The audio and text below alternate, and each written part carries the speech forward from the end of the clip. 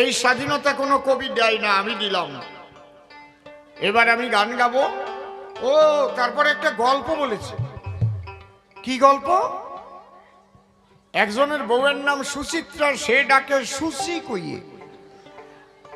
আর এক বন্ধুরে শিখাইয়ে দিয়েছে ছোট করে ডাকবি।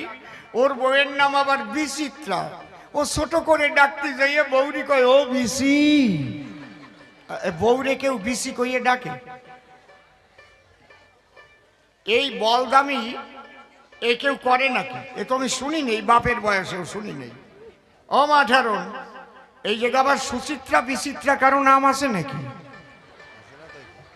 শোনেন, এটা হচ্ছে বুদ্ধির ভুল। ছোট করে ডাকতে বলেছে, ও যদি গিয়ে তার গিন্নির কাছে ছোট করে ডাক দিত, ওই বিচিত্রাকেও ছোট করা যায়? যায় না? বিসি না বলে যদি বলে ও চিত্রা, শুনছো চিত্রা তুমি কোথায়, বলা যায় না নাকি? তাহলে আসলে ঝাঁটার বাড়ি খাওয়ার মূল হচ্ছে বুদ্ধি, বলো না?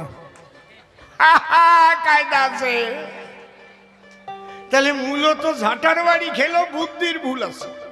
খালি যদি বলতো শুনছো চিত্রা কোথায় গেলে, তাহলে কত আনন্দ জাগতো দিলে। ও কয় ও বিসি, এবার তোরে দিছি আমি, তোর বিসি। এ কি বিসিরি না, আয় তোরে পাটা পুতোই শেষি বলবে না? এ তো খেপিয়ে যাবে যদি হয় পেশি নাকি? তাহলে এই বুদ্ধির ভুলের দ্বারাই সংসারে অনেক সময় অনেক গন্ডগোল বেঁধে যায়। এইটা লক্ষ্য করে চলবেন আপনারা। কারণ আমাদের সংসার করতে হবে, স্বামী স্ত্রী একসঙ্গে থাকতে হবে, সন্তানদের নিয়ে থাকতে হবে। শুধু তাই না, আমাদের আশেপাশে যারা প্রতিবেশী বাস করে তাদের সঙ্গে আলাপ আচরণটা যেন সুন্দর হয়, এরকম বিসি মার্কা যেন না হয়, তাহলেই গন্ডগোল বাঁধবে। বুঝেছেন কি বলছি?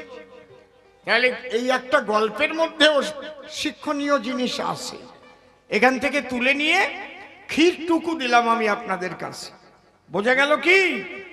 শুধু চিত্রা না বলে বিচি বলেছে, তাতে গন্ডগোল বেঁধে গেছে। যদি চিত্রা বলতো, দুইয়ের মধ্যে ভালোবাসা আরো প্রগাঢ় হতো।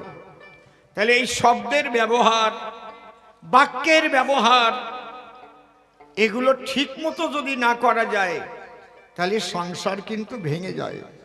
একটা কথার জন্য সংসার ভেঙে যায়। সাবধান, এই জন্য বলছে সাধু সাবধান, ফের কহিব সাধু করো অবধান। হরি বল। ধরো